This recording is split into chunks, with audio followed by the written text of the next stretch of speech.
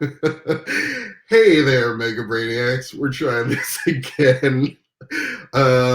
It's John Michelle from Mega Brain Comics, and today we are chatting with my friend Heather Butt, who has recently moved across the country. The reason I'm laughing is because we just had this conversation We did.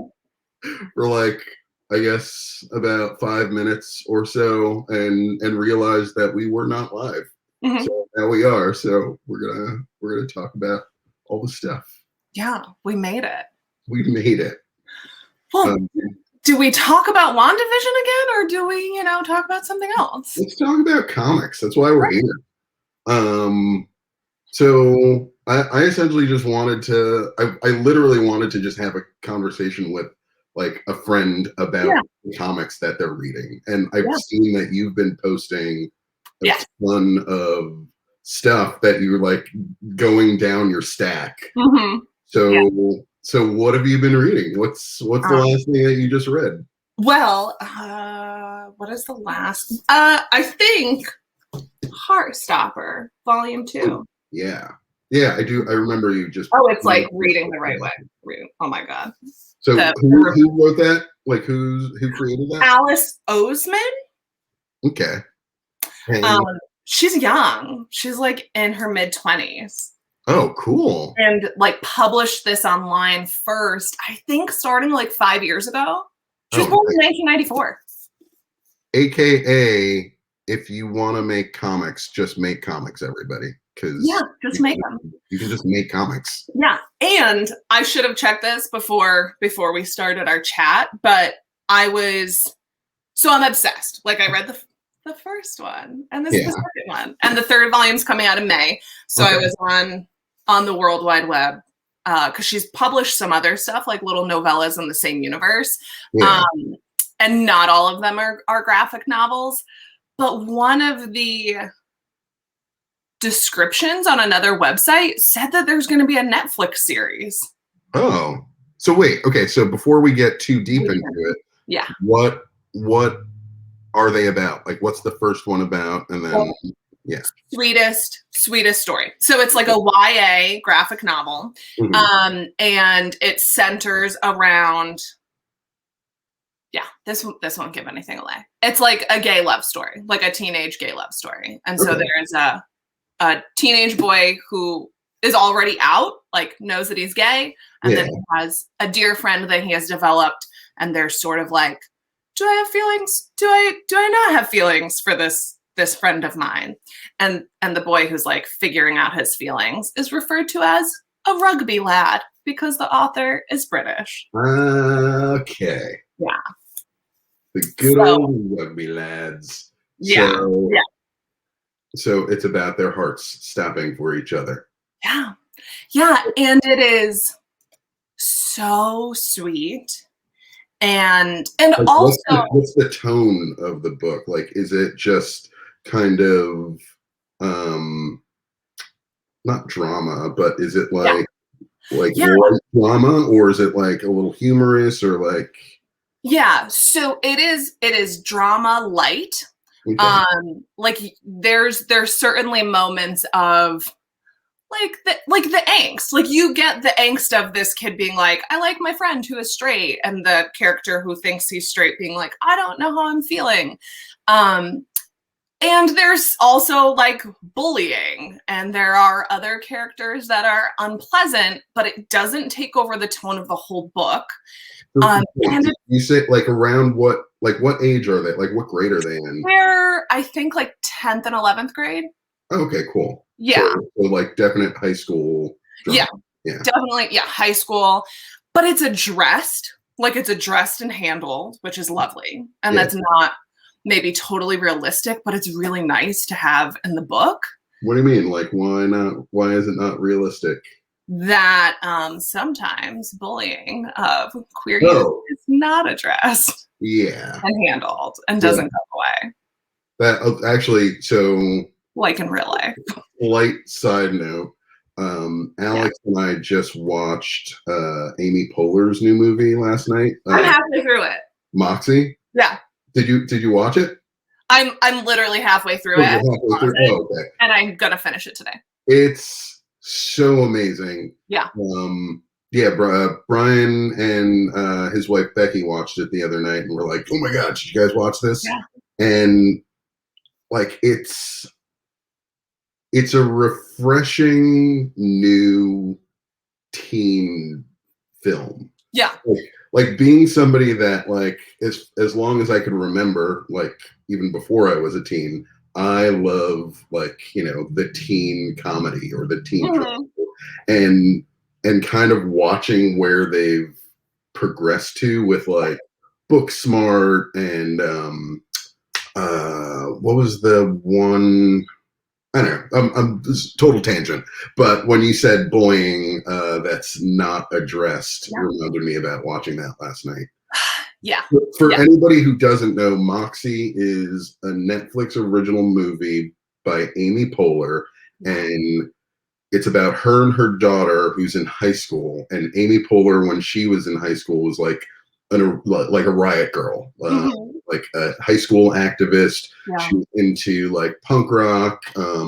Bikini Kill features a lot in the movie, and it's all about how her kind of very studious daughter who keeps her head down and is very unassuming learns all this stuff about her mom after noticing a lot of uh, just a lot of problematic things happen, problematic politics at school. Mhm. And so it's her journey becoming like a modern day riot girl and rallying like all the other students. And it is freaking awesome. So watch it. So great. Yeah. But not until we're done. Yeah. But that's a perfect example. Like I'm thinking of those moments where like the new girl in school is trying to get the bullying addressed. Yeah. And I mean, it's so appalling that it's funny. And of course, like they handled it well because it's Amy Poehler, but like being able to join marching band because somebody is harassing you. Yeah. Yeah. And that's all I'll say about the movie. So we don't. But in Heartstopper, you're saying that's not really the case. It's like it's more I guess the fantasy of what you want to actually happen when well, you know what? I guess I shouldn't say that it's like totally resolved, but it's just not focused on too much. So there's like a backstory of bullying, and then there's like a present day character in part of the first volume who is unpleasant and somebody is assertive with him. But like even seeing that is nice. Like seeing a person stand up for this kid. Who at that point like doesn't have a stake in it, just like cares about the gay character as like a human being. So really nice. So like it's hard, it's always tough having like a non-spoilery conversation. Like I guess just everybody be aware that we may spoil some things, but we'll try not to. But so like who are the kind of peripheral characters around them? Like kind of the main cast of characters. Sure. Yeah. So you have our two main characters, then you have like each of their friend groups. Okay. Because you have like the character who's already out and his friends know. And then you have friend group of this other boy who's sort of like figuring some things out. Yeah. He's like the Q that's questioning. And then you have like some of their family members a little bit. So like supportive family from like our sweet gay character, and then family that seems supportive, but again you have this other character who's like, I just don't know how people around me are going to take this if this is how they feel, and what does that mean for me? Which, like that is a real that is something that real question. I remember quite a few of my friends in high school like going through that and like it being not just tough for them, but like they're a couple of them, like their families struggling with them, like their families who were supportive struggling with them, but then a couple of friends whose family members were very unsupportive and very, well, we'll just say very unsupportive. Yeah. Which Yeah. is tough. So where, because you read the second one now. So I feel like, can we talk about how does Heartstopper 1 flow into Heartstopper? Oh yeah.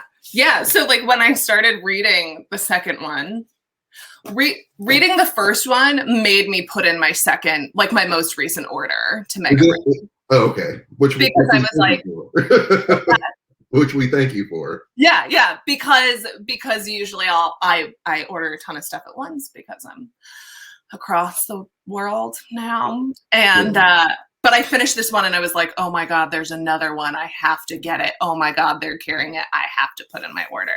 So when I opened the second one up, I was like, where did the first one end off? And I think it was too much of a spoiler. I'm assuming volume 2 they are together because it looks like they're both on the cover of both volumes. Sure. Yeah, and they're like holding hands instead of on the first one. They're just like standing next to each other. They're like, let's stand and wait for the bus together. Totally, like with our shoulders. Really. Yeah, it's like so pure. It's so sweet, and you can like really feel it. So if I'm remembering correctly, the second one starts off with them figuring out their feelings about a kiss that happened. Oh, cool. Okay. But like thinking, one being like, oh my god, what does this mean? Like, this is for real then. And the other one thinking like, oh, I ruined everything. Oh, okay. So then it literally flows into like the relationship like blooming. Yeah. Oh, cool. I like that. Yeah. One of this, like, have you read any Strangers in Paradise yet? So I'm like looking over at my comic shelf to my side. I read a volume that I think was like a newer. Oh, probably Strangers in Paradise 2020? Yes. Yeah, something like that. Or 2019. Yeah, because both you and Chad told me I had to, and it just didn't hook me. Like, I didn't dislike it. It's kind of like coming into the middle of a long-running television series without having, like, I feel like Strangers in Paradise is one of those things you really have to like kind of start at the beginning of their relationship and go through all the just crazy things that they kind of go through together over the years. And I don't know, I guess I got reminded of that just because it, like, Heartstopper, I haven't, for those that obviously don't know yet, I haven't read Heartstopper yet, so I'm kind of getting all this from you, but it sounds a lot like how some of the Strangers in Paradise beats kind of flow into each other. Because that along with like Love and Rockets and comic books like that all take place in real time. Like the characters are aging the reader. So yeah, it kind of feels like that a little bit. Yeah. So wait, so did you finish both volumes already? Of Heartstopper? Yeah. Yeah. All right. So then what was your favorite part? So I think like thematically my favorite thing is that you get this very sweet love story where like kids are figuring it out and it's pure and it's realistic, but it's not too painful. And I appreciate there being a story like that. Like these two main characters are incredibly just like sweet and kind and supportive to each other. Yeah. But like, you don't even necessarily see in like straight high school relationships because teenagers are teenagers. And you like don't know how to be in a serious relationship yet. Yeah, exactly. And I mean, so, you barely know how to be like a human. Yeah. So it's really like, it's very tender. It's funny. it's serious, but like above all, like the sweet lightness of it is like the primary theme. Okay. But Nice. they're supportive. Like it's so refreshing. It's a book that like I want like every queer kid I know to read and be like, oh, my relationship could be good. So this is essentially the British Bake Off of gay coming of age stories. This is what I hear. Yeah. Yeah. Like that's what I'm picking up from you, which is awesome. Yeah, it just feels good. They also are a really quick read. Like the written piece is pretty like I wish there was more writing because I like it so much, but it's pretty light. And the art is like lovely, but kind of like simple. It's not like really, really, really detailed where you're like looking all over the page, but it's lovely. It makes it like an easy read. I read them both like in a night. Okay, cool. They're really cute. Okay, so I mean, without being super negative or anything, is there anything about them that maybe you didn't like so much, or Yeah. you know? No, I love it. They're definitely a favorite. I would love it if the writer's style happened to be a little bit wordier, like that there's actually more on the page, but it doesn't feel like it takes away from it. It's just like a slight shift. Yeah. Because there's such a difference in how like every comic or graphic novel is written. Nice. Yeah, I love them. They're great. I like that. Mm-hmm. All right, so let's move on. Great. What else you got on your stack? Oh yes. So this is volume 1. Yeah. And I had, oh, it's so good. I had the first 2 issues that I bought. It's for those that didn't see the Man-Eaters. Yeah. Should I give my synopsis first before talking about it? Yeah. Oh, Man-Eaters by what's her name? Kane? Chelsea Kane. Chelsea Kane. Yeah. And then a bunch of other people who are contributing in various ways. Yes. But like, you know. Yeah. Bringing her coffee and all that. like letters and all that. Yeah. Whereas like Heartstopper, I'm pretty sure. Not that letters are not important, by the way, everybody. Everybody that contributes to making a comic book is extremely important, or else we wouldn't have comics. Right. So, yeah. So no, but it's a great point because I think something like this, like you have somebody doing like letters and colors and design, and Heartstopper, I'm pretty sure is all. It's all like, her. It's all her. Yeah, but a lot of web comics are that way, which is awesome. Like if you're that passionate about something, like I feel like there are a lot of aspiring comic book creators who are like, I just can't make comics because like I don't draw good, or like I don't know how to color, or like all this stuff. And I think it really just comes down to, if you really want to make comics, just make comics. Yeah. And put it out there, and you know, maybe one day you will, you know, spread some of the work around, but just make them so that everybody can read them. Right. Yeah. So Man-Eaters is about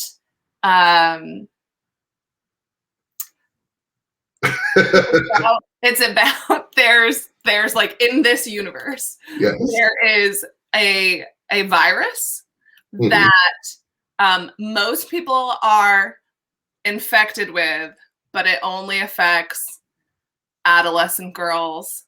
And so when they get their periods, they turn into big cats that kill people. Nice. So yes. Amazing. It's amazing. Yeah. And obviously it's like very, very feminist. Yeah. I do have to address a slight elephant in the room with it for, oh my God, is that snow? Um, I'm sure there might be some people watching who know that there was like a little bit of a scandal with Chelsea Kane. I didn't know that. Tell me about I don't remember when it was. It was couple of years ago. She was doing an interview, I think, and somebody asked her a question about like why she didn't touch on like trans and non-binary characters in the context of this story. And from what I understand, she did not handle that question very well, and it came off really just poorly. Yeah. So there was a lot of blowback with that on her. But I don't know anything really personally about it or anything like that. Yeah. But it was from hearsay. Mm-hmm. Yeah. Well, I'm glad you shared that because now I have to look into it. But also because as I was thinking about how to describe this, I was like, oh, is it just, and as far as you know in the story, it is just like cis girls. Like there's no representation of like trans or non-binary folks. Yeah. Where a lot of other stuff I'm reading that your shop carries is like they're just dropped in there. It's like a non-issue. The story doesn't even have to be about the gender or sexuality piece. Yeah. That's a shame. I'm gonna have to look up that. Well, I guess before we move on from it, without naming names, I know somebody who at some point like kind of learned a little bit more of what happened on her end. And I guess it really did just come out like she did not know, like she didn't know how to really verbalize her views on it and her point on it. And so I think because of that, she came off a little bit angrier and a little bit more just standoffish about it. But yeah, well, that's a great point. So like without even knowing about that interview, when we look at things through like a white cisgender straight lens and are ignorant to everything else, people often do get uncomfortable when they're asked about like, well, why don't you carry? Like if you were a white comic book shop owner and somebody asked like, why don't you carry like Black written comics? Are there many like great white comic book shop owners who would be like, oh, I'm ordering them now? Yes. Are there other people who would get defensive because we get defensive about things that we don't know about and feel uncomfortable talking about? Yeah. And unfortunately, like sometimes that isn't representative of overt bigoted views, but it comes across that way. Whereas somebody like J.K. Rowling can really just go suck it. I know. I didn't start reading the books. Doubling down. Shits. Yeah. I didn't start reading those books until I was 30. And when I read them, was I? I think I was like 30. Yeah. Yeah. And I was like, oh my gosh, I get it now. These are so amazing.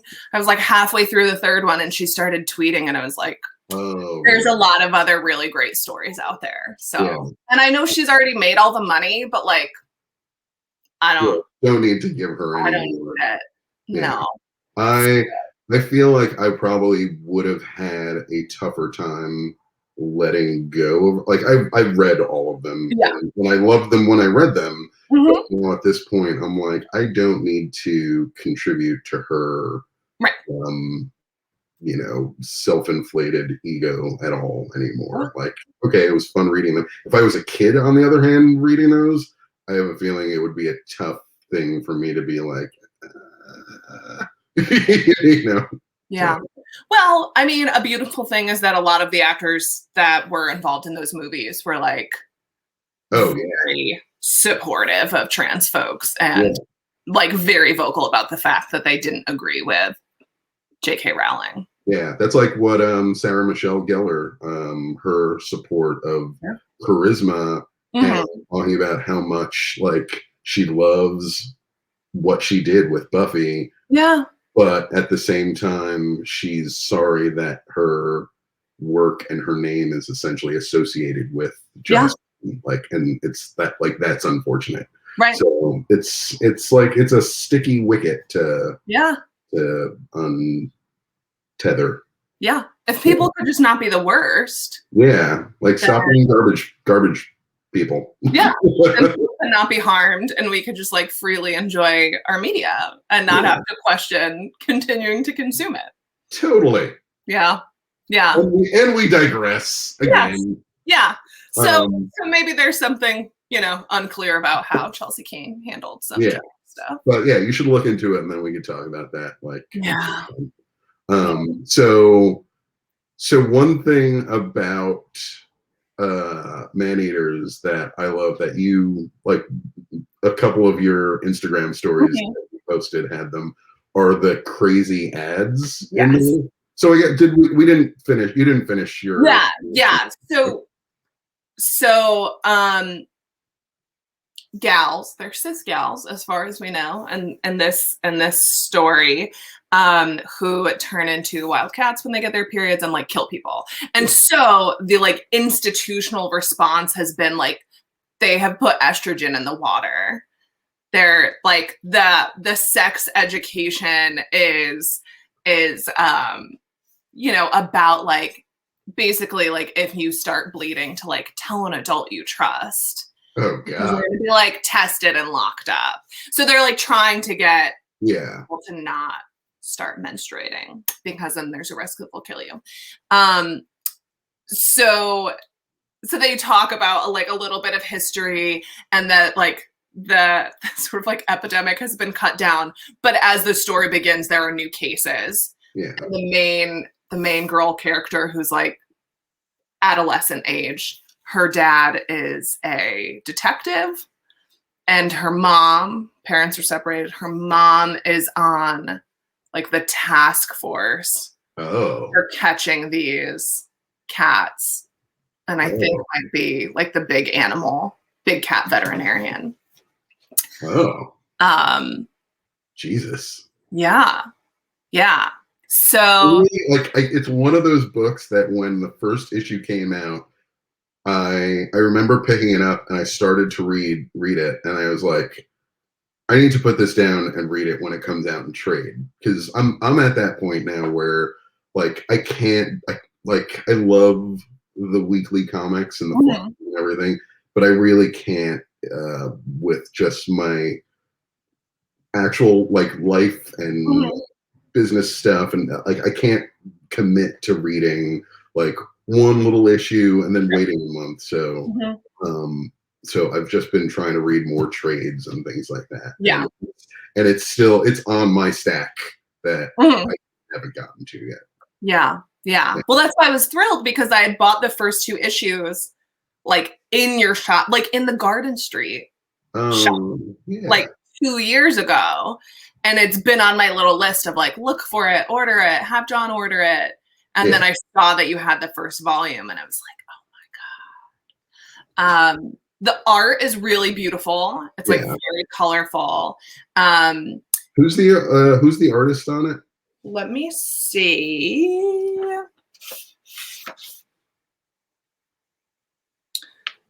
I don't know how to pronounce her last name. What's the- Kate Niemczyk, Niemczyk. Yeah, that sounds right. She Until did someone tells us she differently. did art for Mockingbird, and Oh yes, yeah. yeah, Okay. yeah, it looks like she's the main artist. Okay, Yeah. cool. Yeah, so beautiful art because I'm like a little particular about art. Really, it's really smart. It's really funny. There's like great pop culture references. Like there's this, she's being a teenager at dinner and her dad's like trying to bond with her, like single dad detective, and like asks about Riverdale. And I was like watching Riverdale when I read the first issue. Um, and then we have the in-universe like ads and inserts that are appalling. Could you I like spoilers for if Yeah. anyone was watching. Can you hold up Yeah. Let me. example? So like unless you're looking, you won't even notice because they're like where the inside covers would be for Yeah. like individual issues. Um Here's one. She's Here, wait, I'm gonna full screen you. Wait, how do I do that? Solo layout. Oh, there we go. she's your little princess today, but will she be a monster tomorrow? Oof.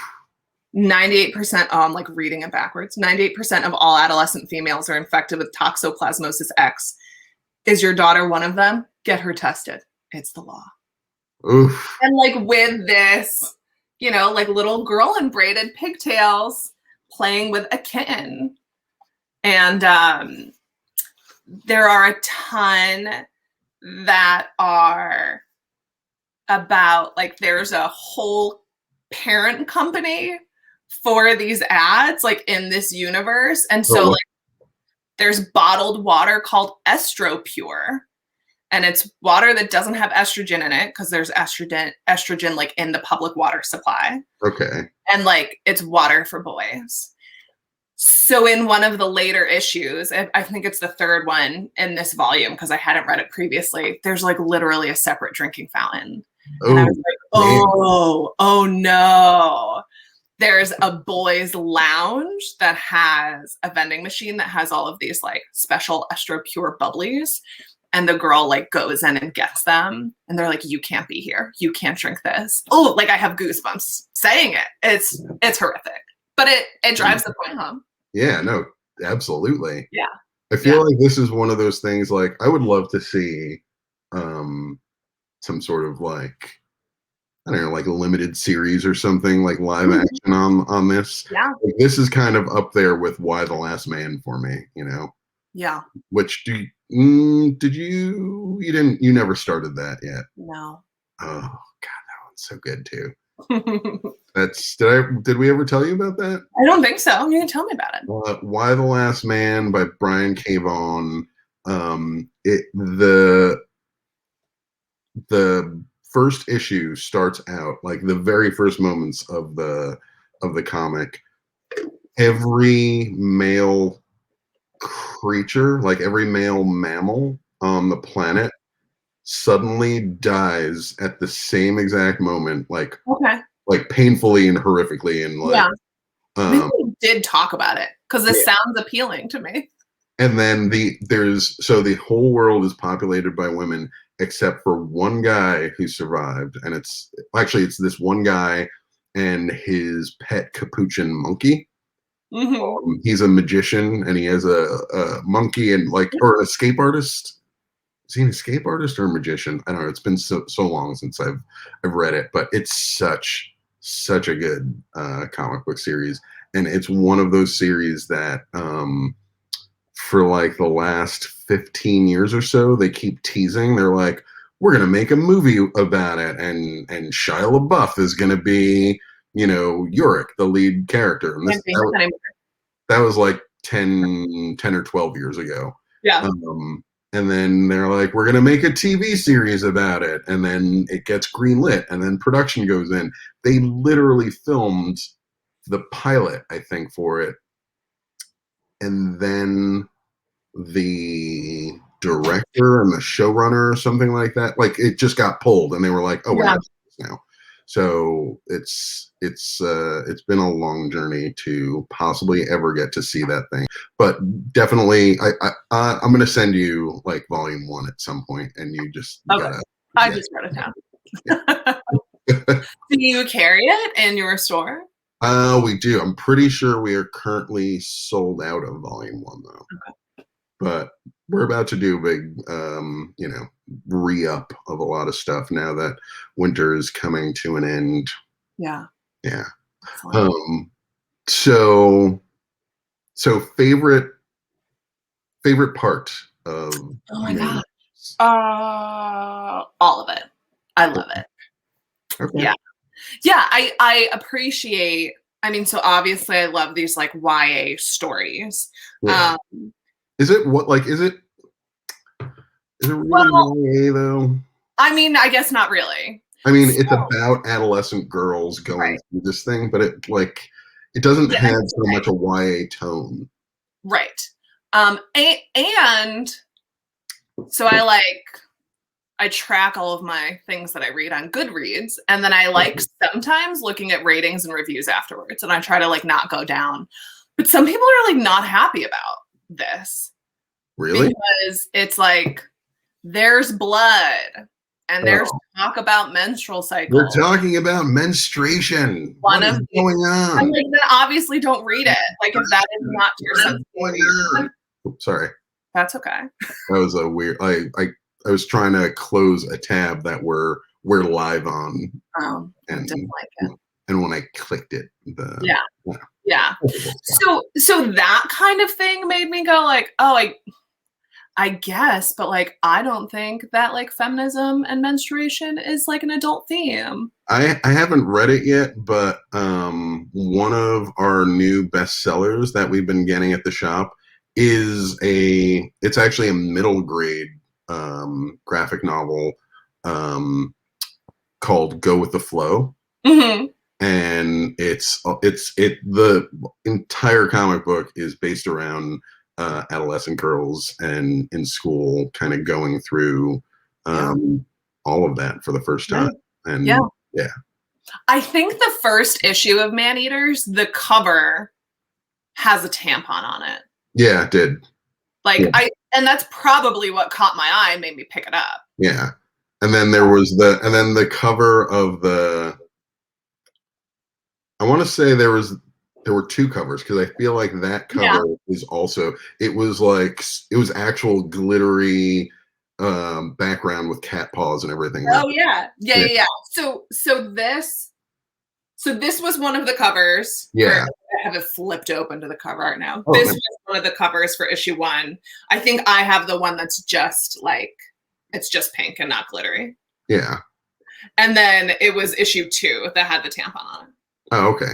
So, yeah, I mean it's funny and smart and I love the art and it's really colorful. It's great. Cool. There's nothing about it that I disliked, but I can tell you what people who rated it disliked. Oh yeah. So, aside from some people being like periods, the third issue in this is not actually it's in universe, but it's not actually part of a story. Is it it's like kind of a solo one shot type So thing? it's basically a gathering of all of this like in universe propaganda Hmm. in place of like a fourth issue, not the third issue, a fourth issue. So you basically get like 3 issues in here in this volume. Yeah. And then the fourth sort of segment is like the in universe propaganda. I wasn't upset by it. Like, of Yeah. course, I wanted more story, but I was like, I think that the propaganda is like hilarious and appalling. I mean, And it's also part of the world building. right, yeah, exactly. It's a part of it. Yeah.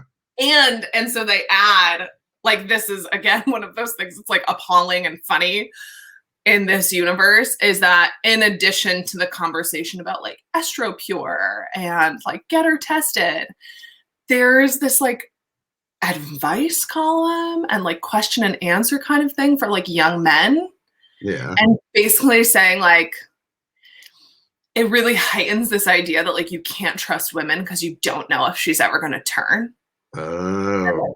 on you. This And is a dark comic. Like it's a like yeah, so like yeah. maybe not YA, but I would have. But here's the thing: I would have. It sounds amazing.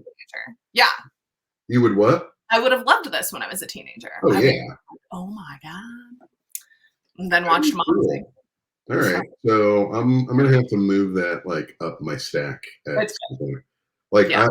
so What all right, are I'll talk to you about what I haven't finished it yet, but what Mhm. I've been in the middle of reading Mhm. is Wonder Woman Dead Earth Okay. by Daniel Warren Johnson. Here so folks can That's me. that's you.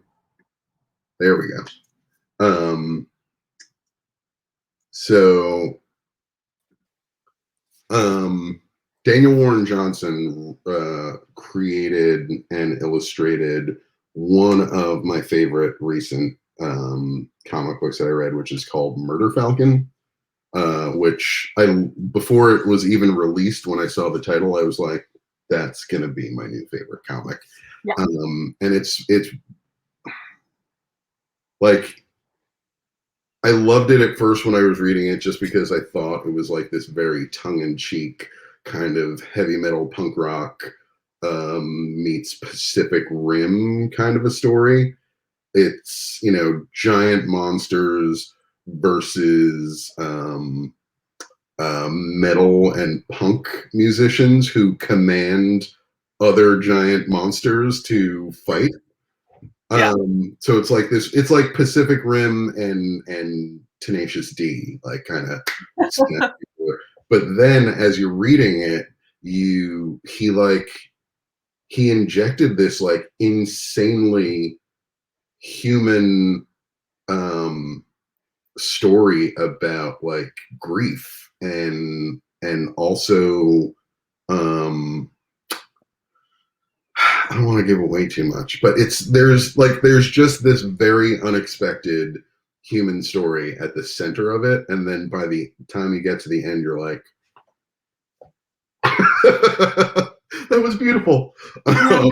So now, so DC got him to, you know, create this kind of futuristic Wonder Woman story, which starts out with her. She essentially wakes up after sleeping for, I think, like 1,000 years or something like that. No, after sleeping for like 100 years. She wakes up out of this like cryo bed thing, and it turns out like the entire Earth is just scorched and dead. There's like little tiny factions of people running around. She has no real memory of like how she got in that thing or like what happened to the planet. And there's like weird mutated creatures. So it's kind of her like walking the earth, trying to figure out like what happened and finding out that she may possibly be the reason that this all happened. So it's just so good, and the artwork is like where is that? There's his artwork is just like it moved. Oh, that's a big spoiler page. Just like the movement and everything. Yeah, everything he does. Yeah.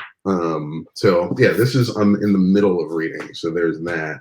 What I finished reading recently, which is it's like fun and a little offbeat. Actually, I can't say recently. It was like maybe a month or so ago, I think. I don't know. Like quarantine. Yeah, quarantine time. There is no time. It's all one day. But this is a really fun story because it takes place. It's called Flavor. By Joseph Keating and Tamra Bonvillain.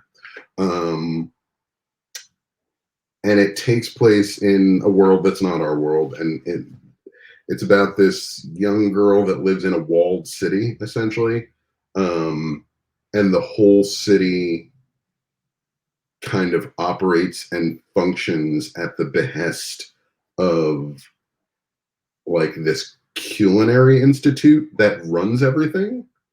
So when you go to school, you're going to school to learn how to cook, and then everybody's aspirations is to go to like the university essentially, and then to become an actual licensed chef, so that you can operate and cook for. Is this in Hyde Park?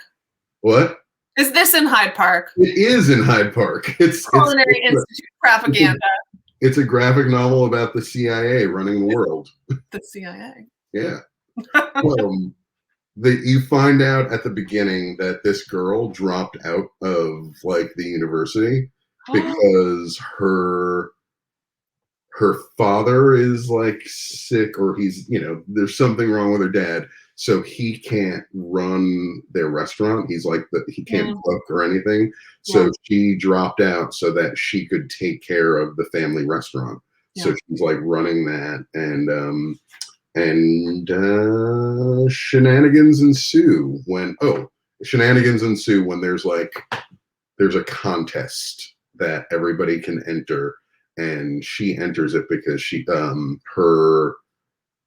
her good for nothing uncle comes to town because her parents are like, you need to come here and help us because she's doing everything. Hey, Mike. And hey, Philip. She's doing all this stuff and she's throwing her future away. So you have to come help. And he kind of makes things worse, but also opens up a door that might make things better. And then you find out there's a mystery of what's outside of the walls of the city, and like that's when it gets a little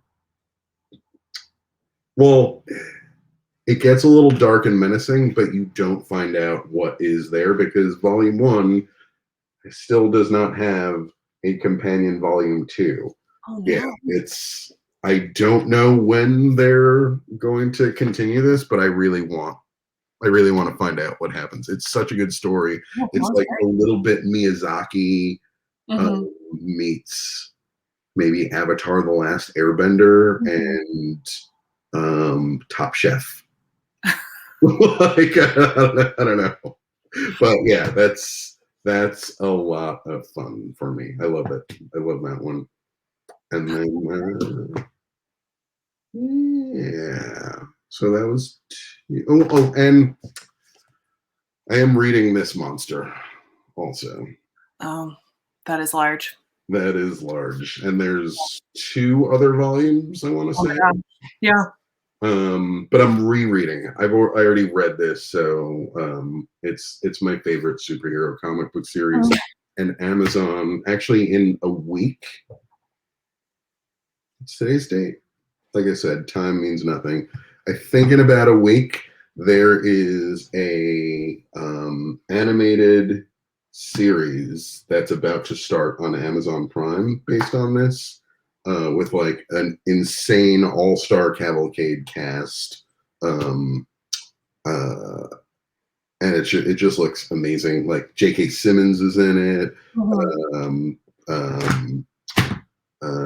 want to say Zazie Beetz is in it. Glenn from The Walking Dead. I don't know, so many people. It's so good.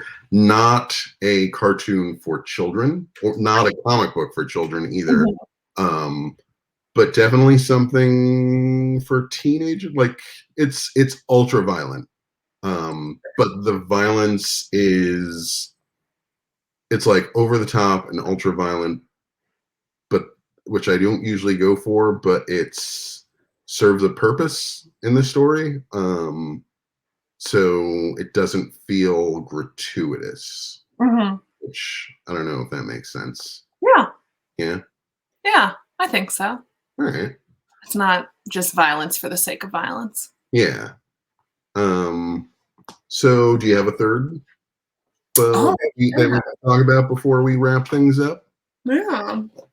I have 2 others next to me, and I'm like, I can choose from one of those. And then I was like, I should have chosen like a kid's one. Like one of the ones we're reading. Oh, well, we could do this again sometime, and we could do like a strictly like kids comic chat. Yeah. Yeah, that would be fun. Yeah. I can't decide. I mean, I'll show them both to you, and then maybe you tell me which one you want me to talk about. Okay. So I read this one recently. Oh. My Brother's Husband, which is also huge. Yeah, I haven't read it yet, but I ordered that at the behest of Nick. Who, every month or so, I ask Nick and Kelsey, I'm like, okay, you guys are on the floor. What books do we need? And what books do you want me to get that maybe we should have that we don't know about? And Nick talked about that book, and it's just sounds amazing. So why don't you tell us what it's about? Yeah, that sounds great. So, This author, like, how do I hold this up? Yeah, perfect. From what I've read, he is super well known for writing a ton of gay erotica. Yeah. And like has made his career off of that, which is incredible. Good for him. But I learned that when I was like, oh my God, he's so good. I have to find something else. And like even the covers of those books, I was like, oh, like that's a specific story and it's not this story. Yeah. And yet this story is so like touching and sweet and like yeah. So it feels like a memoir, which it isn't, to my knowledge. And it is the story of a Canadian man who goes to Japan to meet his brother-in-law. So his husband was Japanese and has passed, and it's important to him to basically like go learn about his late husband space with his in-laws that he doesn't want to. Yeah. And like main character Mike Flanagan, who is like the big Canadian man. That's such a North American name. Yeah. Mike Flanagan. I know. He is just like warm. He's like warm and gentle, and he knows that his husband wasn't close to his family. Yeah. And that he didn't ever feel like quite accepted. And that it wasn't overt. So like his husband felt like he couldn't be connected and kind of go back. Like there was no family at their wedding, but he's like, he's died and this is important. And so he stays with his late husband's brother and the niece or his niece-in-law. Yeah. And it's this like beautiful, touching story about grief, but also about the brother like coming to terms with the fact that his brother was gay, and that because things are super heteronormative there, that he wasn't overtly saying like anything bad about his brother being gay, but that his brother still felt it, that like it didn't feel normal, that he didn't feel accepted, and that caused pain. And what I appreciate, I feel like that is something very prevalent in just a lot of like kind of immigrant communities. Like being Haitian and just like Caribbean in general.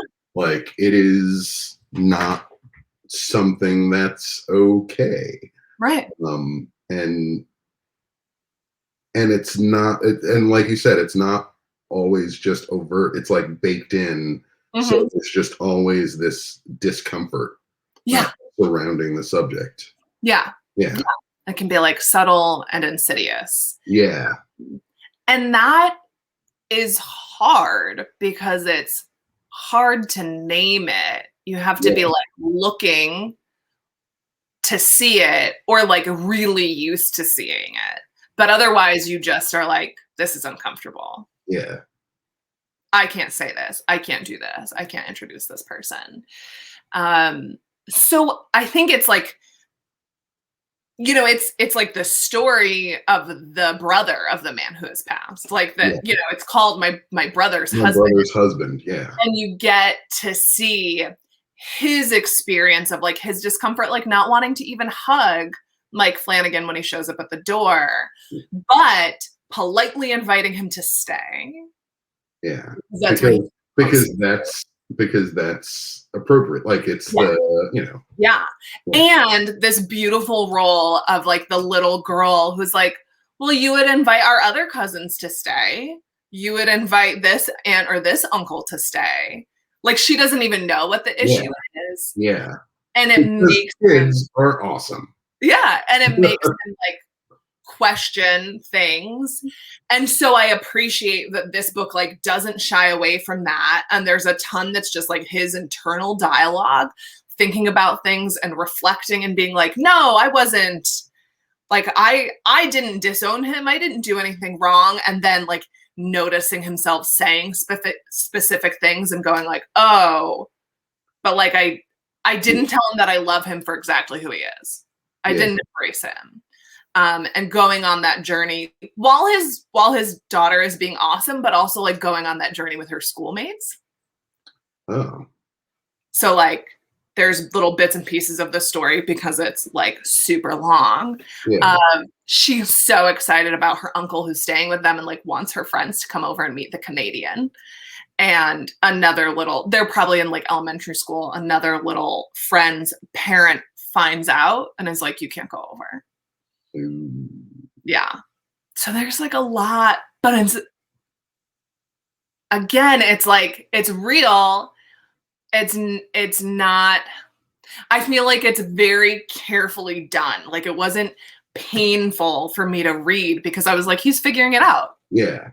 Which is like, it still sort of has a happy ending, but it's realistic on the way. I feel like there are, I mean, not a lot, but there are a lot of stories, like graphic novels, that deal with LGBTQ stories and stories of racism and things like that, that almost like crank the discomfort level because they're trying to like they're trying to like evoke as much of a feeling in as short a time as possible. Sure.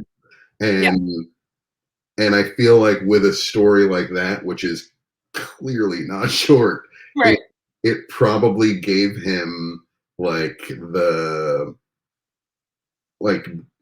just the luxury to like kind of sit back and let the story just kind of happen, you know? Yeah. Which, yeah. Yeah, absolutely. I think too, like that exact thing that you're describing of like, let's just like turn the trauma of being different up to like 10. That's what I love about something like Heartstopper, because it's really not like, it's not about the trauma. It's just about just about them, the two of them. Yeah. It's not like a pain first story. And like, is there a lot more now than when I was a kid? Yes. And are there still some stories that like have that kind of like trauma in them? Yes.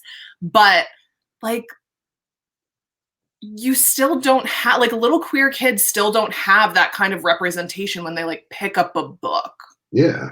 That's just like, here's a lovely story. Yeah, here's a lovely story about somebody that you can identify with. Yeah. And there are tons of like studies and research and articles that I've read about representation of like queer and LGBTQIA characters in the media, like in TV shows and movies. And there's a huge number of those characters that are just killed off. Like there will be a gay character and then they die. Yeah, they like, so one of the, so Alex and I are Trekkies, love Star Trek, everything Star Trek. And when the new show Star Trek Discovery started, like we've been really excited because, you know, Star Trek has been gone forever, and we had a new Star Trek thing that we could watch together as it happened. And one of the characters, or two of the characters are husband and husband, the doctor, one of the doctors on the ship, one of the scientists, and they are two of the most awesome characters on the show. And then this thing happens. I'm just going to spoil the hell out of it. Yeah. It's 3 seasons in already. And this thing happens in season 1 where, you know, a sleeper agent just like not only kills the doctor, but like does it in like the most jarring and like graphic scenes that like, you just weren't expecting. And it's like, holy shit. And it was one of those moments where like, I can't believe that they just did that. Like, they just did the thing that like you expect a show that's trying to be progressive to not do that thing. Like, oh, you killed the black character first. Oh, you killed you killed the gay character Mhm. to evoke this, you know, um uh act, to create the impetus for whatever, and whatever came next. And I still don't know if they were planning on, like, in the end, it's Star Trek, so he comes back to life, and like he's back, and they're a very happy family. Mhm. But like, there's still a part of me that I'm like, did they just intend to do that and leave it, and then once they realized what they did, Mhm. like, kind of backtracked and were like, oh no, well, this is what's happening with it. Right. You know what I mean? And Yeah. it's a thing. Like, that's a thing in comics. I don't know if we ever talked about the girl in the refrigerator syndrome. No. Oh my god. Okay. So I'll at some point later tonight, I'm going to share something with you. But so there's a comic book writer, one of my favorite comic book writers, Gail Simone. She's amazing and so fun to follow on Twitter, by the way, if you're on Twitter. Years ago, she wrote this massive blog about the uh just murder and objectification of women in Mhm. comics. Yeah. There's always a moment when the hero needs the spark to go and be heroic, and Yeah. so often it's by, like, killing his girlfriend, Yeah. killing his wife. His The wife and family have to be killed. Yeah, like, Yeah. she was raped on, like, the Yeah. space station, Right. and she called it the girl in the is it women in refrigerators, Mhm. because it is insane when you go through, and she it's not only her blog post, like her editorial, she lists, Yeah. creates a bibliography Yeah. of all the times it's done in comics, and the amount of times a woman is killed and stuffed in a refrigerator Mhm. is insane. Yeah. So like, that's a thing too. Yeah. Yeah, it's crazy. Yeah. Sorry. And that is why I buy all of your queer YA comics so I can read sweet, happy stories. Yeah, it's for me, it's the Black Panther syndrome. Mhm. Like, I do not need to watch any more films or TV shows about slavery or black plight, like the historical black plight that, Yeah. like, I know You already know. very much. Yeah. Um, but seeing a movie that's just all about, like, you know, an awesome black society of Mhm. superheroes and, like, scientists and stuff was amazing, and it Yeah. was just fun and happy, and loved it. Mhm. um, yeah, so I totally get that. Yeah. Yeah. Well, I've had you chatting comics for an hour, but I think we should totally do this at some point again, and, like, do it about kids comics. I think that would Yeah, be, that'd be fun. yeah. Yeah. And you Yeah. have a ton of good stuff now because I saved a bunch of things that I didn't buy in this order, Oh, but I'm like, "Ooh, I wanna read that." Like, I wanna read it for myself, but also I can, yeah. like, read it to a child, and then Which I get to read it. you have to read I too. I have a Yeah, question.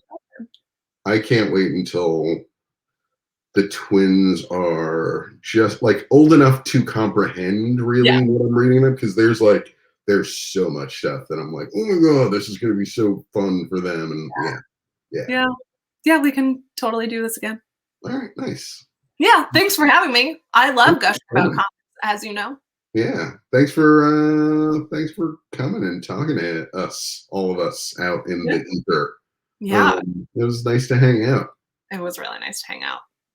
All right, well, thank you, everybody, for joining us and listening to us chat about comics. If you have any comics in particular, or any types of comics that maybe you'd like to see us talk about more, or any, yeah, if there are any types of comics that you would like to see us chat about and stuff like that, drop us a message, drop a comment or something like that. And yeah, we'll see you next time. All right. See ya. Bye.